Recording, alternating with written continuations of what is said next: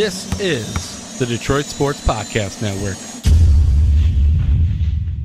Hey, this is Brian Peña. I always join the Vito podcast, the best podcast in the United States. I was trying to get it how I live. I want them dead presidents. I want to pull up, head spin, get it, get fly. I got 6 jobs, I don't get tired. I don't get tired.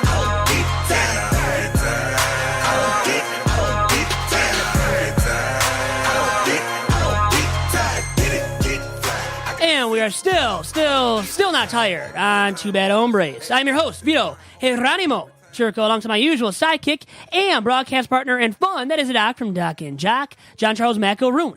John, how are you doing? Vito, welcome to the weekend. Very much so. Looking forward to hearing about your weekend in Buffalo. My goodness, news was made on several fronts from the contest that you went to in the NFL. The New England Patriots took on the Buffalo Bills, and I'm very fascinated to get your take on your experience, what it was like going to Buffalo, traveling with your friends, and having a good old time. Some news was made from that game as well. It was. I had fun. No, more to it for the NFL's sake, right? Rob Gronkowski, a dirty, illegal hit made after the play was over, after the guy from the Bills was down, already declared down, too, by officials in the game on Sunday in Buffalo. Gronk body slammed him, or, elbow checked. It was like a WWE move, like right out of the playbook of a WWE match, in my opinion, which I know he's been part of in the past. Gave too. the player a concussion. Now, what are they going back and forth? Him. It was dirty. The thing is, so you saw where the Buffalo Bills defender, and I forget his name right now, but I know Micah Hyde was in on the play at one point at least, but it is not the guy that he concussed, I believe, too. But anyways, regarding that incident in the game on Sunday, you saw Gronk and Micah Hyde going at it, and Hyde was making illegal contact. It looked like it was defensive pass interference, but Gronk to react in the manner that he did when he's so much bigger than Micah Hyde and all these other Bills players and players in the NFL completely, it was egregious. It was. It was a dirty, classless act, and one that he has to pay for, too, and he's gotten suspended now for this week's game. A huge suspension for those that are involved in fantasy football, because for most of us, the playoffs start. So if you have him, if that's your number one tight end, and a lot of people took him. Well, guess who high. else that is the number one tight end for? Me, the guy that got to witness that incident up close and personal at New Era Field, by the way, as it's called in Buffalo, home of the Buffalo Bills. This is bad. This is bad for me and my playoff chances. I'm the last team that made it into the playoffs, lowest point total in the league, and now I don't have Gronk. I might not have Joe Mixon. Joe Mixon had to leave the game prematurely Monday night as well. Concussion for him in concussion protocol. We'll see if he's able to play this week. If he's not, and Gronk being out too, my chances of winning this week and playing upset are slim to none, I would say. Yep, Gronkowski suspended one game for his hit on Buffalo Bills' Tre'Davious White. Gave him a concussion, and it looked bad, too. The optics of it it looked were pretty horrible. rough. Yeah. A rough weekend for the NFL with Gronkowski's suspension and then what we witnessed on Monday Night Football. Oh, my gosh, that was violent. We'll talk about that probably a little bit later in the podcast, but that football game on Monday Night Football, a lot of made you cringe. It was very cringeworthy to watch that because of, Ryan Shazier almost becoming paralyzed, having a severe back injury. You had Antonio Brown getting laid out. You had Vontaze Burfict getting laid out. Juju Schuster also I laid hated out. that, by the way. It Juju taunting him after he's down.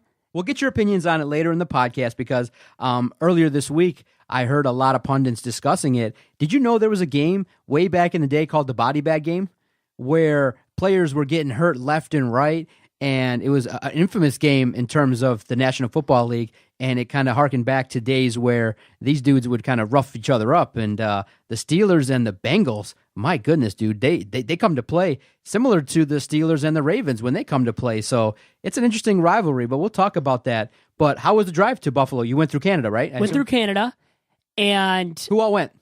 Nick Schmiegel, another shameless plug for him right on this podcast here. Hate having to do that. But yes, him, his dad, and I, and his dad drove us throughout Canada. And what a great trip. Seeing Niagara Falls. You saw my tweet, my Snapchats. I know you enjoyed them thoroughly and probably were just laughing at me and mocking me because of my singing. Did you hear me singing?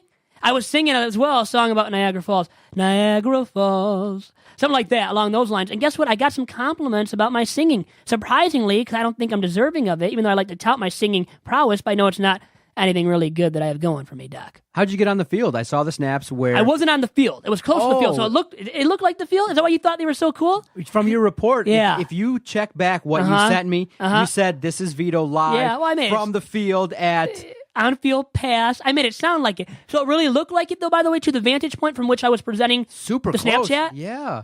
It was nice. Nice vantage point. So where were you? Great. We were right up against the fence or, the wall. Oh, gotcha. Yes, for the stands that you were could behind take a the end lot zone. of pictures, see Gronk, see Tom Yeah, Brady. it was cool. But unfortunately, your guy, the guy that you paid to see, Tyrod Taylor, what the hell happened to him? He looked horrible. The Buffalo Bills quarterback situation is so darn bad. You have Nathan Peterman who came in towards the end. They were mocking him, cheering him when he completed a pass. The Buffalo Bills offense only scored 3 points for you, right? Was that right? Yeah, it was. Was the final score 20-3 or 23-3? 23-3.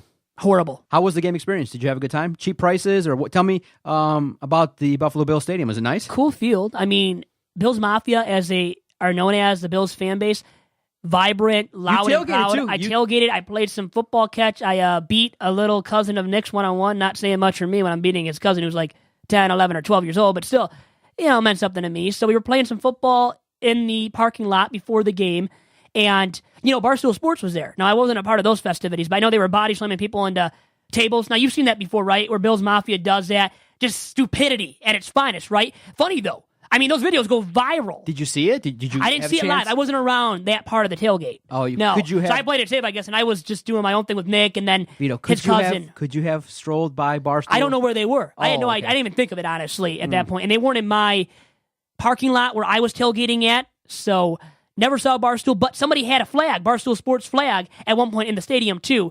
And people love their Barstool Sports. People love their Bills Mafia. That fan base is so vibrant, so loud and proud, and they will get after you. They use derogatory, vulgar language, too. I mean, you hear these guys, MFing players, they let it loose, and they do not hold back whatsoever, Doc. During the tailgate, really important question. Did you try a buffalo wing? No, there wasn't. We didn't have any food like that. Now, we had somebody buy us, and we were kind of gauging their interest in giving us some free food. It didn't seem like maybe they were going to give us anything, so we didn't budge.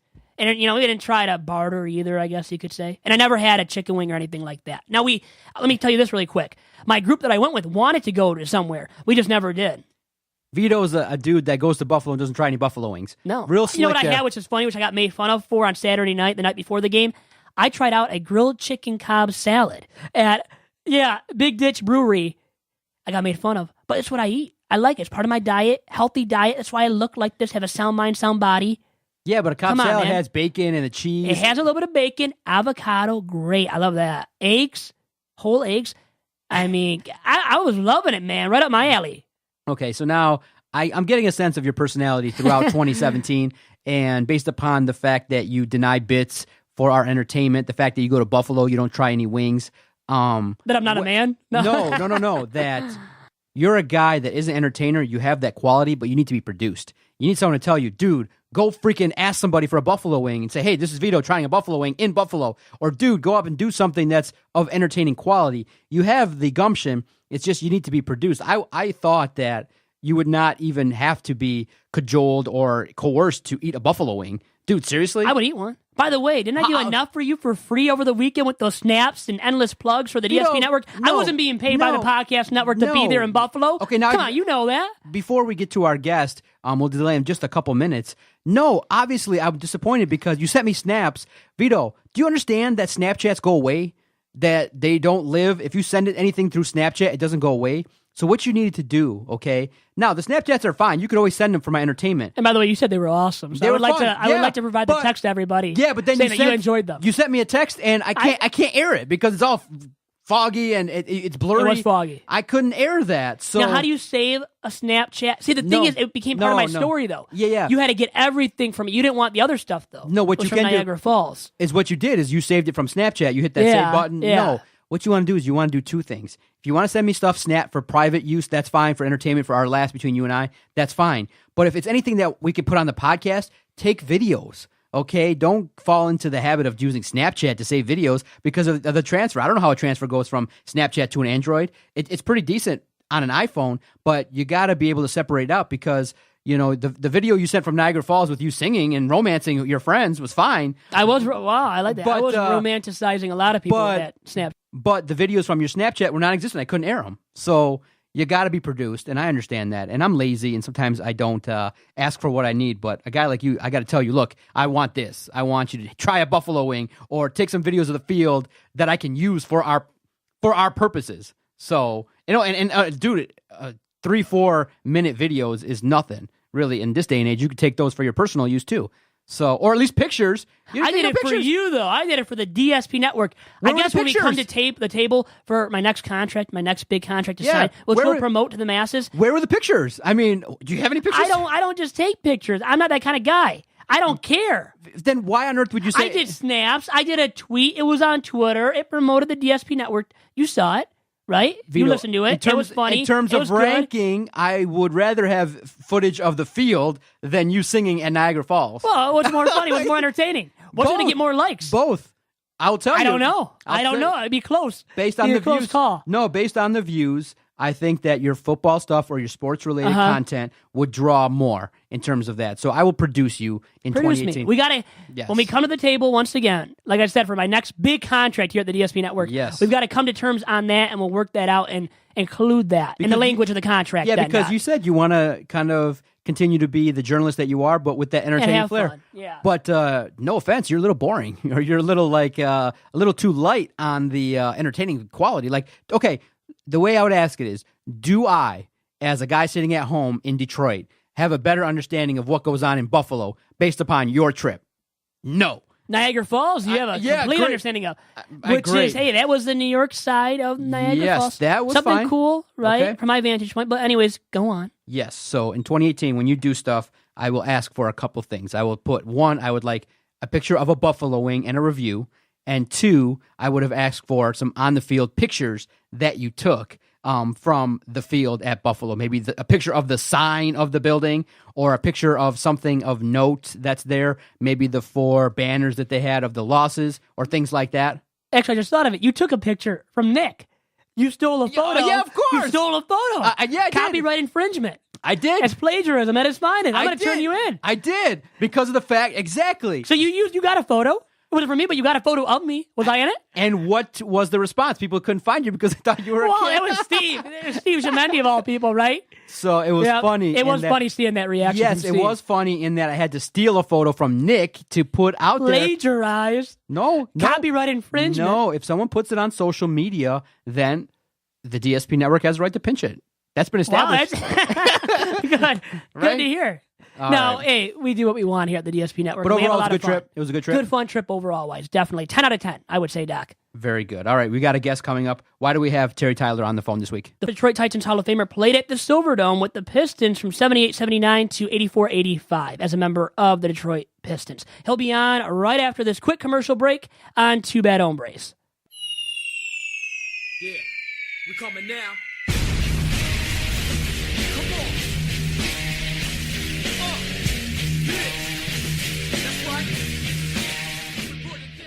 And now joining me on this week's Two Bad Hombres to provide some fresh feedback on playing at the Pontiac Silverdome that is now no longer is Detroit Titans Hall of Famer, the Thunder, to John Long's Lightning at what was then known as the University of Detroit, Terry Tyler. How are you doing? Very well, Vito. Again, happy holidays to you. It's always good to hear you because I know you're calling from my favorite city where I'm from, Detroit, Michigan. So Absolutely. I'm doing real good. Well, great to hear. Doing real good. Great to hear, sir. Happy holidays to you. And first and foremost, what was your initial reaction to the news of the implosion of the Pontiac Silverdome? Well, I was thinking about this question when you had texted me a couple of days ago. And I think it served its purpose at that particular time, I guess, the powers that be want to move out of Detroit, and I guess they had an idea that, basketball could be played at the Pontiac Silverdome, even though we all know it was also the home of the Detroit Lions and everything. And for the most part, it worked, They could put a floor in, they could arrange the seating the way it was supposed to be, and then just go from there, So I wish those were the tough years. I wish people that drove out, the fans that drove out to see us play, I wish we could have won a few more games for them. But at the same time, it was a plan in progress, So, but it's, it's one of those things, progress moves on. Nothing stays the same. And, the Detroit Lions moved back downtown. The Pistons, they built the Piston Palace, and then there you have it. The Pontiac Silverdome was just there, so I guess they did the next best thing to implode it. And what a grand, a huge venue. I know it could seat 82,000 when it opened up. The NFL's largest stadium at the time, a dual sport event stadium. Yeah. And you missed out on playing at the Palace. You played with the Pistons from 1978 and 79 until 1984-85. All that time spent at the Silverdome.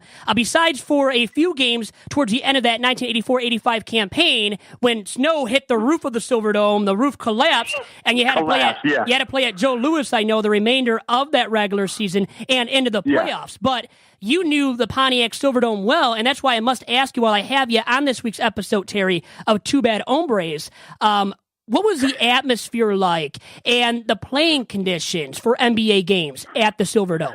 Well, I think, the best experience I had, of course, being in the playoffs and, having the fans in there. But at the same time, I think they were the way the seating was set up. It was loud, but you just didn't have that comfort of the crowd being right there. I think it was a little bit pushed back and everything, but for the most part, when the Pistons started winning and everything, and then people started coming out to support the team, it was loud. It could be very, very loud in there, and I think that worked out to the Pistons, advantage and everything, and it was that type of atmosphere, and it was what everybody expected it to be. So once people were in there, it was great. I know at times it could be cold in there doing practices and everything, but for the most part, it served its purpose. And then what would you say, Terry Tyler, formerly of the Detroit Pistons and the University of Detroit, what would you say was your fondest memory of being able to play at the Silverdome? My fondest memory? I always felt that, it would be two things. One, I broke the record, of course, for being an Iron Man. I had played 7 straight years without missing a game, so I thought that was pretty cool. And then I think being able to, we were playing against the Philadelphia 76ers, and I remember hitting a shot to beat the 76ers over Julius Erving, who was my best friend. So I say that was probably two of my fondest memories. And I can see why those memories really stand out to you. And fast forward now to March of 85. And that's when you had the snow, a huge amount of it, fall upon the roof of the Silverdome. The roof collapsed. And, in the age where there were no cell phones, there wasn't any form of social media, first and foremost, how did you find out about the roof collapsing and that games would no longer be able to be played at the Silverdome for the remainder of that 84-85 campaign, in which you had to transition to Joe Louis Arena? And how surreal was it as well, knowing that inclement weather, such as snowfall, had such a huge negative impact on the dome-covered arena? Well, I think, you can't control Mother Nature, first of all. And again, we are talking about Detroit weather, and back in the 80s, we were, winters back then were still pretty brutal, and you could have 50-degree, excuse me, Vito, you could have 50-degree weather in the morning during the day, and then at night, you could turn around and you have 10 feet of snow, and I think that's just the weather in Detroit.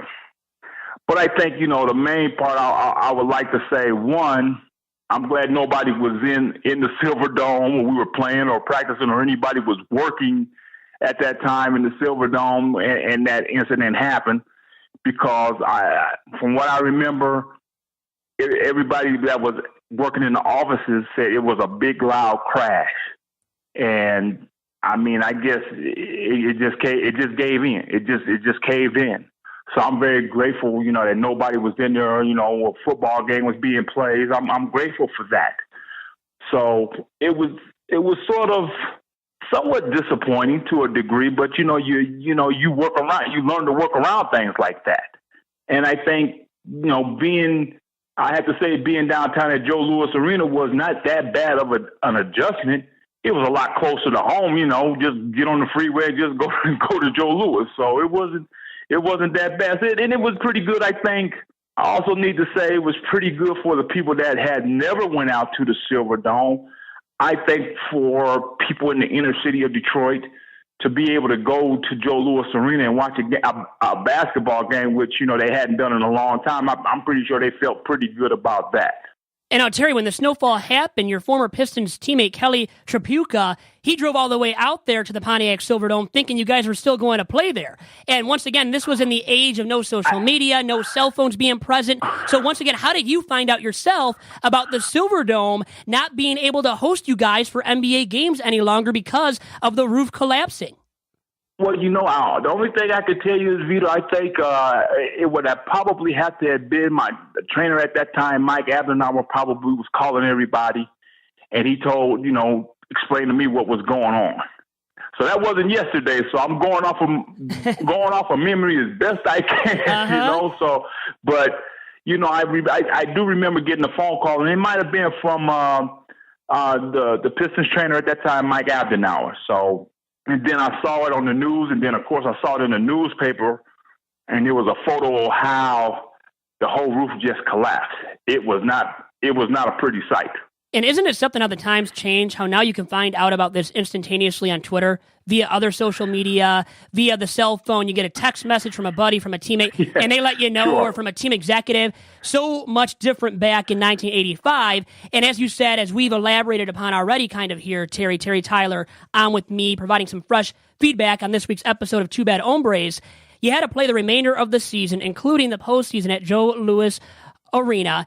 And what was that experience like, Terry? And how different was it for you in comparison to playing your home games at the Silverdome? Well, again, I think you're talking about size. And I think, again, Joe Louis Arena was more or less, was pretty, probably was a more realistic basketball environment. And I think the fans didn't, and I remember when they built Joe Louis Arena, how everybody talked about it was never, everybody could see the action. And it was, of course, that's where the Detroit Red Wings was playing. But at the same time, I think when they had a basketball game there, I think it was, was a real good atmosphere for everybody. So it made it, kind of nice for us to go out there, to be able to go out there and, and play, and everything is, everything is not so seem like so distance away. So I think the fans, you really got a better appreciation of the fans being a little bit more closer to you, Attracted a different crowd subsequently, right, by playing at the Joe then as well. It sounds like is what you're getting at too, and I would imagine that was the case. And, looking back at the Silverdome once again really quick, Terry, wanted to ask you, what was it like sharing a home arena with the Lions? And would those guys come to you guys and your Pistons teammates and try to play some pickup games? And did that end up happening at times where they would try to hang with you and play some games? No. That never happened with me anyway, but I don't think that ever happened. But, we would, I can always remember, speaking to the coach. I think, I can't remember the coach. I think it was was it Monty Williams? I think, I don't know, but I don't remember the coach at that time. But I do remember Billy Owens was there. And, always see Billy, wave, hello, how you doing and everything. So you would speak, but they would be going, to practice and everything, and we'd be going to practice. So we would see each other in passing. But no, never no pickup games. Oh, no, never. And nobody wanted to dare you guys or challenge you guys either, more than likely, I can tell. Because it wasn't worth it for them to get beat and get beat down bad. If somebody would have got hurt, we would never, ever had heard the end of it. So you would have had to hear about that forever. And No. And speaking of hearing... That's a good question, Vito. No. Well, thank you. And it makes sense. You don't want anybody to get hurt because, like you said, you wouldn't hear the end of it if somebody suffered an injury and, like, a severe injury, too. So... Anyway, speaking of stuff that's been heard of for a long time now, fast forward to 1987, you weren't a member of the Pistons any longer, but still the Pistons were playing at the Silverdome, and Michael Jordan came into town and put up 61 points, the most points ever scored by an opposing player at the Silverdome, and the second highest points total ever scored by an opposing player against the Pistons as well. And I bring that up now as a conversation piece here because I would like you to assist me, Terry, in settling a debate that's been going on, and it's going to keep going on, but it's involving the topic of, in their respective heydays, who would you rather have on your NBA team? Air Jordan, MJ himself, or the King, LeBron James? Oh, listen to you. Well, I'm gonna answer this question very honestly, and I'm gonna tell you because I have the utmost respect for both players. Don't get me wrong, I have the most respect for both players, but I'll always have to go with Michael Jordan, always. Okay, fair enough. And I think, not to say that LeBron James isn't driven to win, because I know he wants to win too, but I had that experience of watching Michael Jordan grow, you know, just not competing against him, but watching him grow. Nice guy off the court, but when he's on the court, he was about winning, you know, and I think that's the thing I'll always be partial to. He was about the game. He was about winning. He was about the business, you know. And do the championships mean a lot to you in the argument and the ongoing debate between who's better, who's best of all time between LeBron and Michael Jordan? Because obviously Jordan has the argument to be made that, well, he has the more titles. So he has that going in his favor over LeBron currently. Does that mean a lot, you think, when it comes to that argument of who's better between those two legendary players? You know, yeah, I always find that intriguing. I always point out one thing, and I'm being a little old-fashioned when I say this. Michael Jordan went to college, and Michael Jordan won a national championship at the University of North Carolina, their first national championship, you know.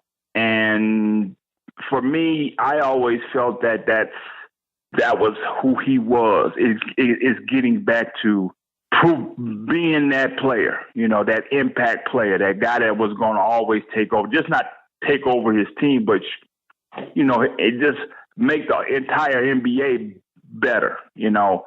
And it wasn't something that was given to him, because I think at that time, you know, you still had elite, you still had the mega superstars in the league when Michael Jordan came in as a rookie.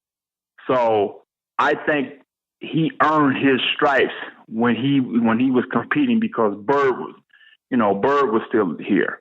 Magic was still around. Julius Erving was still around. So it were teams that he competed against, and he had to take on those players that had won championships, but he was proving to, you know, he was going to prove to the world that he was going to be one of the best basketball players ever. And he did that.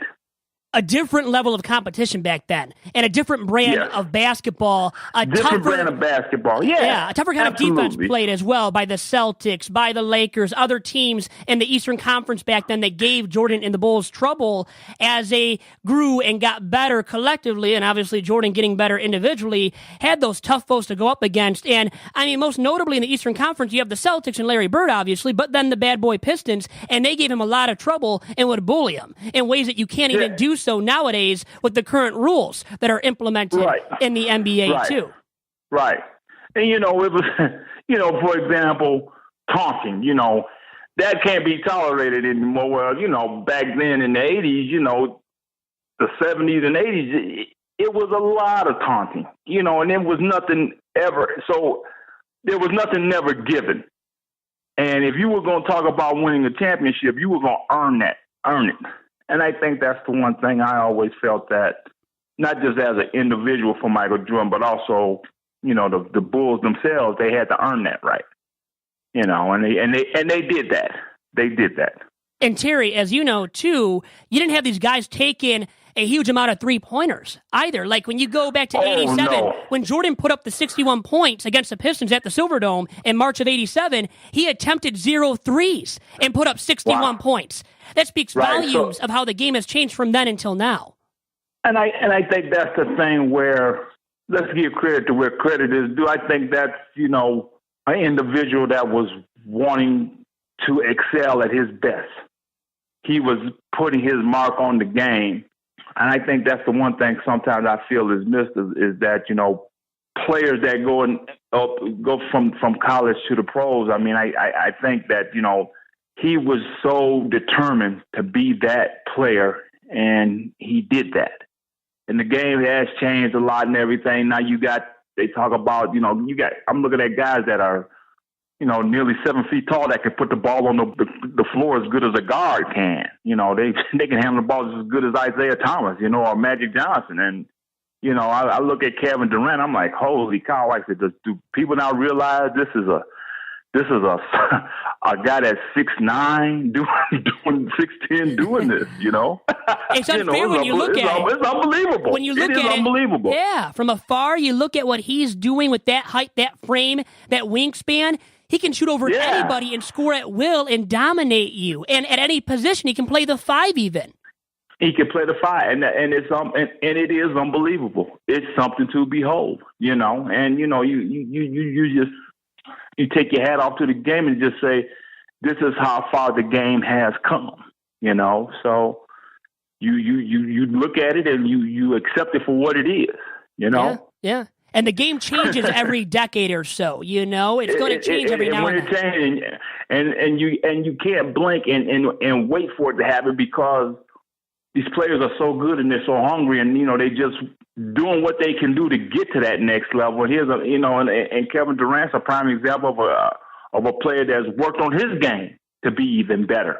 Mm-hmm. And he's done, and again, he's done that. So now you're looking at, when I watch a college game, I'm looking at centers shooting threes and making them. So, it's crazy. Unbelievable. Yep. It's unbelievable, So I'm like, man, I played a center in college, and I basically for 4 years played with my back to the basket till I had to go to the pros, and I had to learn how to face the basket. So here it is. You got young players now that can come down and shoot threes and put the ball on the floor and, do those things. So many guys. The game has changed tremendously since when you played and last suited up. And always a pleasure, Terry, speaking with you. Have a great day and happy holidays to you and yours as well. Happy holidays. Go Titans. You take care now. Thanks. You too, and go Titans. Adios. All right now. Bye-bye. And that was a legendary former University of Detroit star forward, Terry Tyler, lending his insight and experiences about playing at the Pontiac Silverdome. Guess what? His first year in the league was 78-79. That was the first year of the Pistons playing at the Pontiac Silverdome. And he played with the Pistons until 84-85, had that little bit of time in 84-85 where they played at Joe Louis Arena, as we talked about. And the Pistons themselves played at the Silverdome until the 1987-88 campaign. And when they entered the Palace, guess what happened in their first campaign at the Palace? First campaign at the Palace, didn't they have a deep run? They won it all. Their first championship in franchise history, got it done with the Bad Boys, and they won the following season as well. So think about it this way, Doc. Now, the Pistons won at the Palace 2 championships in 2 years. In their first 2 years of playing at the Palace. Imagine if the Pistons were able to do that today. Now, we didn't get the chance to talk about the current Pistons with Terry Tyler. I guess I took up too much time, huh? With him talking about everything else. Man, the memories of the Silverdome, for me, mostly involved football. And it was fascinating to see how the Silverdome stood up to the implosion on Sunday last week. It was fascinating in that, you thought the professionals had planned a professional way to implode it, and the Silverdome outlasted it for a day. 24 hours later, they finished the job and brought the top down. But for me, most of my memories of the Silverdome involved the Lions and futility. In 1991, I did not go to the playoff game in which they won their only playoff win in damn near 58 years, I think, at this point in time. But for me, I went to a handful of games at the Silverdome to watch the Lions. I was there, though, the game that started the Matt Millen era. I was there when Paul Ettinger made that huge kick. It was Bears versus Lions. Me and my boy Kenny, we went to the game, and I'll never forget, it was vivid. We were walking back across the parking lot over that bridge there, and the fans were so livid. They were pissed, and they were like, we'll never win. We'll never do anything. Something's got to change. And unfortunately, Gary Moeller got fired because of it. He was not retained, and the Detroit Lions obviously kicked off a decade of futility starting in 2000 by hiring Matt Millen. And look, Vito, 17 years later, we're still talking about the same nonsense with the Detroit Lions. I mean, it's nice to knock down the Silverdome, but I mean, you and I have tried several things to try and break the curse. George Lopez came to town. They've done ceremonies. They've brought in general managers from the New England Patriots. This curse, this situation with the Lions and their futility might just go beyond that. This might not be even a curse. This just might be the way it is. It just forever and a day, the Lions will suck, and the Silverdome now was a part of that memory. It's no longer, and it just added to the story that they tried to blow up the Silverdome and it didn't work. Took 2 tries. How sad is that from the demolition crew there, attempting to do it last Sunday, didn't get it done, then finally executed it to perfection this past Monday. It's a Bobby Lane curse. And now Matt Stafford's hurt. The Lions are 500. They're reeling. Are they going to do anything? They're going to make the playoffs. Doesn't look like they're going to make it into the postseason this year. And they're not good enough to win in the playoffs anyways. They'd be the worst team in the NFC in the postseason if they made it in somehow, some way. And I don't envision it happening at this juncture, Doc. Do you have memories of the Silverdome? I was going to say, now, really quick, too, the Silverdome opened its doors to the Lions in 1975 and stayed open for the Lions until 2001. So they started play at Ford Field in 2002. And they've been bad, like you said, forever and ever, really, since I've been born. Now, my most vivid memory of the Silverdome probably is a few games I went to, but the most vivid one actually would be my cousin, Nick Sod, from Chippewa Valley back in 2001, winning the Division II state championship game at the Pontiac Silverdome. His Chippewa Valley Big Reds came through and beat Jenison in Division II, 26-13. So I was a young boy at the time, and I still remember that Chippewa started off 0-2, then made a huge run, won it all at the Silverdome, and that was one of the last years in which they played the state football finals at the Silverdome, as I believe they ended that at the Silverdome in 2005, and then went to Ford Field after that. So some stuff still actually took place after the Silverdome closed its doors to the Lions for good in 2001. There were still events that took place after that. But for me, yes, it comes down to my cousin winning a state football title at the Silverdome in 2001 in Division II for the Chippewa Valley Big Reds, the Clinton Township Chippewa Valley Big Reds. That's my most vivid memory of being at the Silverdome, which I could even realize back then it was kind of a dump.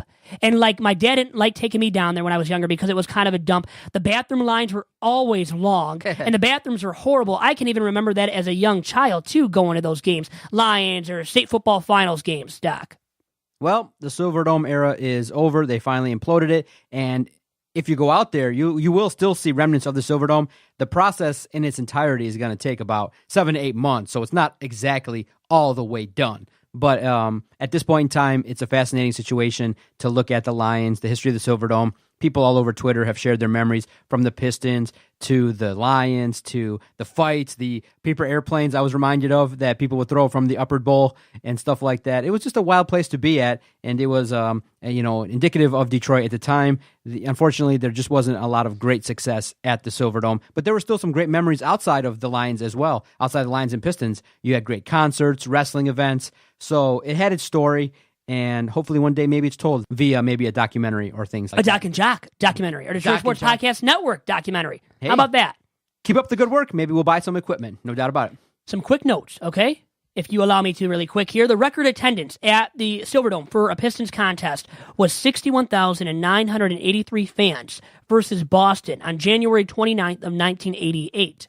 Now, that was a regular season contest. The record attendance for a playoff contest at the Silverdome for the Pistons was 41,732 fans versus the LA Lakers on June 16th of 1988. And that, at least as of the end of the 2009-2010 campaign, stood as an NBA playoff record. So not just a Pistons playoff record, but an NBA playoff record. And the Pistons averaged 22,152 fans and 26,012 fans in their final 2 seasons of playing. their home contests at the Pontiac Silverdome. And the Pistons set a total attendance franchise record during the 1987-88 campaign with the million-plus fans showing up to Pistons games during that season, the final season of the Pistons playing their home games at the Silverdome as they moved into the Palace in time for the start of the 1988-89 campaign, in which they won their first ever NBA championship, and then followed that up with an NBA championship in their second season ever at the Palace as well. The now, defunct, right? Palace of Auburn Hills, no longer the home of the Pistons, as they have moved on since to Little Caesars Arena, with the first season for Pistons basketball and Red Wings hockey being played this season at the LCA in downtown Detroit. And you have the Tigers, Lions, Pistons, and Red Wings now all downtown. And I think a lot of fans are happy for it, but still, going back to an old anecdote that we have shared, not enough asses are sitting in these seats on a consistent game-to-game basis. And even my dad experienced it most recently last week when he went to a Red Wings game against the Canadians, of all teams who draw well, right? Their fans travel to Detroit Red Wings games. And still, it was relatively empty at LCA. Vito, I got something exciting to show you. It was really cool. Obviously, you saw what happened last week when the Pistons called me. Unfortunately, I'm working my way up to get a credential, but I did go on the Pistons' dime to a game. I was able to watch the Pistons for free destroy the Phoenix Suns. It was nice to see, but it really didn't have a lot to do with the Pistons. It really just had to do with the Suns being atrocious. So it wasn't a media credential. I got to sit in the stands for free, but my seat, my vantage point, it was a ticket that was valued around $60. So people were asking me when I was taking pictures, they were saying, why is the attendance looking so light? You know, it was obviously after a victory versus the Boston Celtics. The Pistons come home and the attendance is a little bit light. And the reason why is really the prices. I just think the prices are a little bit too high, and you can really enjoy the comforts of a basketball game from your home. Beer, drinks, enjoy everything you need from home. Especially nowadays, you can get a quality TV for like $300, a 4K TV for $300. Why would you venture down there to spend $300-$400 for one night? I mean, literally, one ticket is $60. So if you go take two people, $120 to park. I sent you how much the pricing was, $40 to park real close. That's, $200 right there. If you want to eat, you're talking about another $50. That's $250 out the door, and that's if you're an average eater. Metro Detroiters, like I keep saying, they like to eat. And how many people are you accounting for, by the way? Because a family of 3, 4, 5 people, yeah, family of 4 is going to be walking out of there with a $300 bill. And how about beer? $10 a beer or something? It's now, it's a little bit if too you want pricey. to drink, you're going to go somewhere else nearby, downtown, right? And go drink, or go to Greektown, right? Greektown is where you could go drink too, and for cheaper than that, Doc. Or you could be like me, have a podcast that's super successful, and you get a free ticket. No free credential. We would like to build our way up to that, and we think it will happen eventually, right? But Vito, I get it. I'm looking at it now, as I get older, with each passing day, with each passing week, I'm learning to take things in perspective. The Pistons view me as competition. I mean, they got their own podcast, they got their own website. When they see my numbers, they realize, oh, shoot, this guy's taking away from our audience. Crap, is that the Doc from Doc and Jock? Is that no way. John Macaroon? No way. Is that the Not the legendary John Charles Macaroon. Please. They're like, who is that? No. Stay behind the mic is what I do. But I like that. View me as competition. I'll take the free ticket any day of the week. Thank you, Pistons. I have it here. I'm going to frame it. The first, maybe of many, free tickets from the Pistons who courted me to say, hey, come down, have a look at our Pistons. I could have told them that from my viewpoint. I mean, dude, it's the Suns. I could have told them that they were going to destroy, the Phoenix Suns. But it's okay. We know the truth. I went down there, enjoyed the ambiance. What I did was I took it more as a professional trip. I stayed for the first quarter, and then I walked around to know exactly where the media entrance is. I learned where certain things were. I just walked the building a little bit more to see how things were going, interacted with the fans a little bit, and things like that. So I had a good old time. I appreciate it very much so, but I'm still on the journey of earning a media credential. But good news for you and I, next week, and maybe not the next podcast, but in 2 weeks, you and I will discuss our adventure being credentialed for the College Basketball Classic that's going on at Little Caesars Arena. You and I both will be attending the Little Caesars Arena to cover Mercy versus Michigan and Oakland versus Michigan State. 2 Bad Hombres doing their thing at Little Caesars, and I'll show you how to cover it. I'll take pictures of our little tag there, our credential. We'll be doing videos. Post-game recap. We'll have a good old time, and it'll be a fun adventure. So look what we'll do. we'll table the football talk maybe for a future edition, but, to reference the body bag game, it was a game that was played November 12th, 1990 between the Philadelphia Eagles and the Washington Redskins, and it took place at Veterans Stadium. The Eagles defeated the Redskins 28-14. The nickname came from the fact that 9 Washington Redskin players left the game with injuries, and an Eagles player reacted to one of those injured Redskins by yelling, "Do you guys need any more body bags?" And that was referenced back in the day when football games and rivalries would be super violent. Well, what happened this past Monday night? It was the same thing, right? Super violent. Sadly, and you know what? But I do feel the attitude has changed because Gruden said it was disgusting. A lot of national media said it was too violent. I looked at it. I did kind of like the violence, but it was a little bit too much. I don't want to see a player paralyzed. I don't want to see a player writhing in pain because taunting Juju Smith-Schuster, because taunting, grotesque. The reason why it's harder now is because that potentially you're looking at a guy who's going to have a scrambled brain in 20 years. So when you see that, you're not seeing the version of the guy now, but you recognize a lot of those hits that you take are going to be super dangerous. And I do think this way. Football is never going to be safe, but you can always work towards making it a little bit safer. And head-to-head hits, tackling better, making sure you don't headhunt, per se, will make the game safer. Will football ever be safe? Hell to the no. It'll always be dangerous. You will always walk away with an injury or a risk of brain injury, leg injuries, and things like that. Very rarely do players walk away from the NFL super healthy, but there are avenues to make the game safer, and they should always look for that. But it comes down to this for me. My major takeaway is that these players know better tackling techniques, and should know how to perfect them by now. So it's on them to tackle better, as you were kind of already getting at. But when I was watching that game, Monday Night Football on ESPN, this past Monday night, and seeing how violent it was between the Bengals and Steelers, 2 AFC North squads that visibly hate each other, well, to me, what stood out and my major takeaway from it is that I would never allow my kids to play football at this current juncture. I mean, seeing all that, Doc, No doubt about it. I was so scared off. If I had kids right now, I would tell them, you're playing baseball, you're playing something else. You're absolutely right. Or you're doing art. You're doing something else with the arts. Exactly. You can't be playing football. Way too violent of a sport. And guess what? It's never going to become completely nonviolent. Exactly. You're absolutely right, 100%. Doc, adios to you and to Terry Tyler. Thanks to him once again. He lent us, how long was that segment there? A good 12 to 15 minutes of fun anecdotes about the Silverdome and what he experienced while playing there in his Pistons tenure from 1978 and 79 until 84-85. You can follow Vito on Twitter at Vito Jerome. Follow the network at Detroit Podcast. The free and easy way to support our project. Visit our website, DetroitSportsPodcast.com. Subscribe via any platform where you can listen to podcasts. iTunes, our website, Podomatic, Podbay, Stitcher. Anywhere you can find podcasts, you can stream DetroitSportsPodcast.com. Relatively easy, free, no delays, no lagging, and our website doesn't crash really hardly ever. Absolutely. Adios, guys. It's been